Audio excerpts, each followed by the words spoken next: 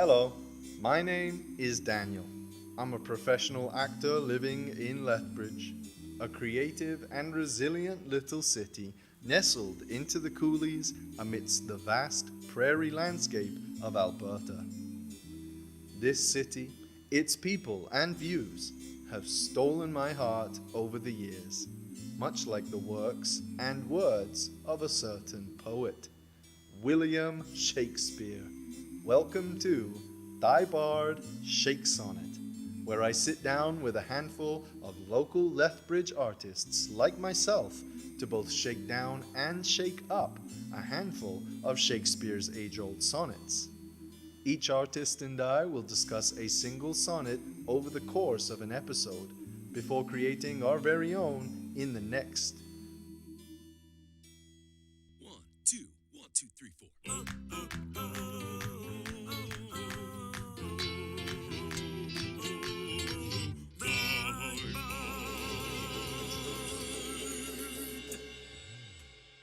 Shakesonnet. In this episode, we are shaking down none other than William Shakespeare's 80th sonnet. But we needn't do so alone. Oh no. Please join me in welcoming Ahona Sanyal. Born in India, Ahona emigrated to Calgary with her immediate family when she was only 9 years old. She's in the last year of her BFA in drama performance at the University of Lethbridge.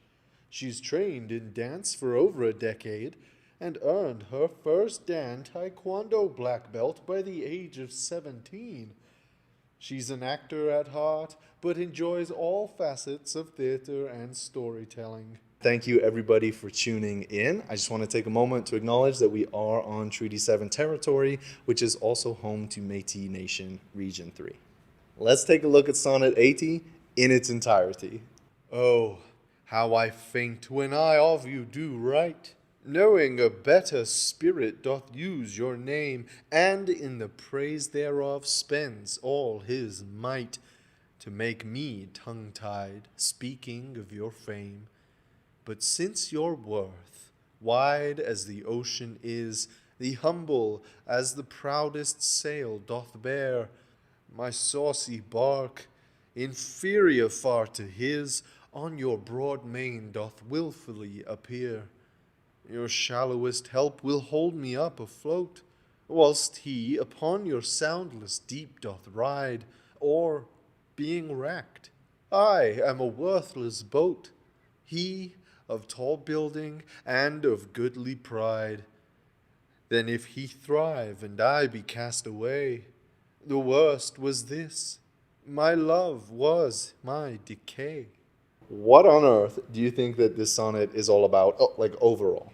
I think it's about Shakespeare, or like this man who has a lot of love and admiration towards a person, but also feels inferior to himself and compares himself to other suitors who may be more of a fit for this person. Mm-hmm. There's a lot of like insecurity and doubt in the sonnet, but I think that's a little sweet because he's still like expressing his feelings through his words, even though he feels like his words aren't really adequate for that. Are there any like specific things that make you think that in the sonnets? Like any of the specific lines or phrases? I think referring to himself as like a worthless boat shows a lot of like doubt within himself, and then comparing this other person to like a tall building and having good pride. Yeah, it's kind of like an objectification of like himself. Yeah. Like it's like, let's take a look at the first stanza and just see what stands out to us specifically in there. Oh, how I faint when I of you do write, knowing a better spirit doth use your name, and in the praise thereof spends all his might, to make me tongue-tied, speaking of your fame. So what stands out to you in this first stanza, lines 1 through 4? I immediately get imagery of like a lion. When I see the word faint, I think not only just like someone passing out, but I also think of like faint writing, where it's like barely there, Right. or like barely visible. What color does this stanza make you think of? It makes me think of like an orangey color, something warm, something glowy. I think also that like lion imagery makes me think of the safari and how like this also is pretty early in the sonnet where he's not getting into his doubts very much and it still feels hopeful in a sense. Orange it is. Let's dive into stanza 2, lines 4 through 8. 5 through 8. 5 through 8. But since your worth, wide as the ocean is, the humble as the proudest sail doth bear, my saucy bark, inferior far to his, on your broad main doth wilfully appear. Okay.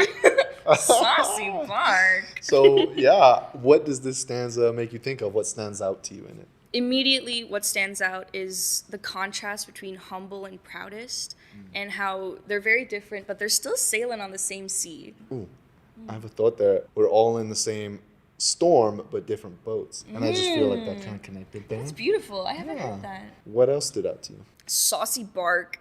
Yep. Saucy bark. Yep. I understand what he means by bark, like wood, boat. I understand. I don't know what's saucy, though, about this bark. Saucy bark is thought to be a reference to an impudent, foolhardy boat. Yeah, and it makes me think of like Captain Jack Sparrow. Makes me think of like the Black Pearl and then like a little dinghy that he's like stuck on. You saying that makes me think of like the music in that movie and like how adventurous it is. Like on line 8, it feels like on your broad main doth willfully appear. That feels like an epic score line. That's when it starts and we go on our adventure. Right. And what color does this stanza make you think of? It makes me feel like it's a light blue, the way this stanza is. It makes me think of calm waters, like the calm before the storm. Calm before the storm. Yeah. And it still feels hopeful, not as hopeful as the first stanza, but... Light blue it is. Great. Let's take a look at stanza 3, lines 9 through 12. Your shallowest help will hold me up afloat, whilst he upon your soundless deep doth ride, or, being wrecked, I am a worthless boat, he of tall building and of goodly pride. What does this third stanza make you think of? What stands out to you in it? I think your shallowest help will hold me up afloat makes me think of like the Dead Sea and how like all that salt in the water can like keep anything floating. Did you know? The Dead Sea is only the 4th saltiest body of water in the world. Even still, it has almost 10 times as much salt as ordinary seawater. Which also makes me think that in line 10, while this other person goes deep into the ocean, you have more of a chance of like getting lost that way. While when you start shallow and go deeper, it's like getting to know someone and like easing yourself into it. It's like the phrase actions speak louder than words. Shakespeare is having, or this person is having a difficult time like vocally showing their admiration towards the person they're talking to, but is still like doing what he's doing. Like he's still sailing the ocean. He's still trying. And I don't know, that's sweet. Does anything else stand out to you in this third stanza? With lines 11 and 12, the worthless boat and then the tall building boat gives me like imagery of sharks circling little fish, like their prey about to eat. That like difference in size and difference in like power. Right.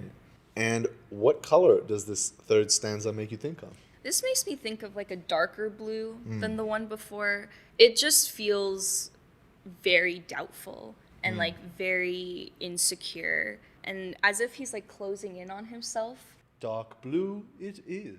Let's take a look at the rhyming couplet at the end here, lines 13 and 14. Then if he thrive and I be cast away, the worst was this, my love was my decay. Lots of imagery in there. What does this little rhyming couplet at the end make you think of? What stands out to you in it? Have you seen the movie Castaway with Tom Hanks? I certainly have, yes. It makes me think of that. No reason other than the title. Yeah. And words like thrive and decay take me out of like an ocean setting and more with like plants. And decay when I hear decay, I think of like a wilted rose. Did you know the provincial flower of Alberta is the wild rose, a small deciduous shrub known for its beautiful pink blooms and thick, thorny stems? It also makes me think of how there's so much like litter in the ocean and like garbage, and like eventually all of that will be decay as well. And what color does this rhyming couplet at the end make you think of? It makes me think of a dark green, kind of. I think because words like thrive and decay make me think more like plants. It's also dark because my love was my decay. That is such a heartbreaking thing to say. It certainly is, so dark green it shall be. Stay tuned for the next episode where Daniel and Ahona shake up Sonnet 80.